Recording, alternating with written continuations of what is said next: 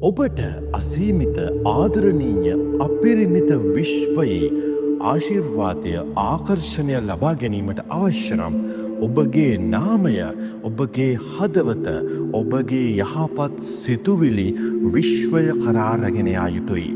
ඔබ කොපමණ විශ්වමාතාවට ආදරණීය විශ්වයට ස්තුති කරත් පලක් නැත. ඔබ හදවතින්ම හොඳ කෙනෙකු විය යුතුයි. ඔබ හදවතින්ම අවංක කෙනෙකු විය යුතුයි. අද මෙම වීඩියෝවෙන් මම කෙටි රහස් කීපයක් ඔබ සමග බෙදනු ඇති. ඔබේ හදවතේ ගරුත්වය, ඔබේ හදවතේ ඇති ආදරය, ඔබේ ඇතුළතින්ම එන ආදරය පිළිබඳව විශ්වය දැනගැනීම අත්‍යවශ්‍යයි. ඒ පිළිබඳව කෙටි රහස් කීපයක් මම අද ඔබට මෙම වීඩියෝවෙන් ලබා දෙනු ඇති. ඔබ ආහාර ගැනීමට පෙර ඔබ වටේ බඩගින්නේ සිටින අය ගැන අවධානයෙන් පසු වෙනවාද? ඔබ ආහාර ගැනීමට පෙර කුඩා සතෙකුට වුවද ආහාර ලබා දෙනවද? ඔබේ නිවසේ සතුන්ට ආහාර ගැනීමට වෙනම තැනක් වෙන් කර තිබෙනවාද?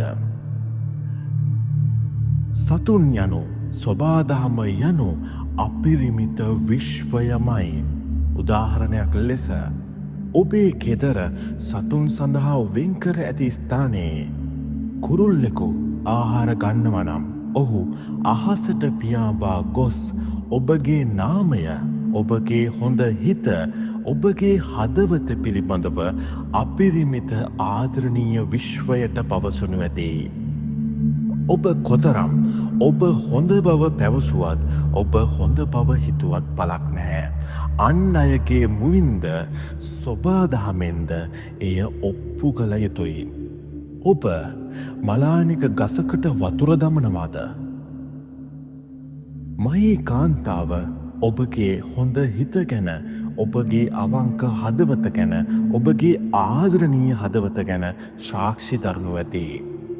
ඔබ බඩගින්නේ සිටින සුනකයෙකුට ආහාර ලබා දෙනවද? ඔහු විශ්වයට පවසාවි ඔබේ හිත ගැන, ඔබේ අවංකකම ගැන, ඔබේ ලෙන්ගතු හදවත ගැන, ඔබේ ආදරණීය හදවත ගැන. මම හැමදාම පවසනවා. ඔබ විශ්වයට ලබා දෙන දේ පෙරලා ඔබට ලබා දෙනු ඇති.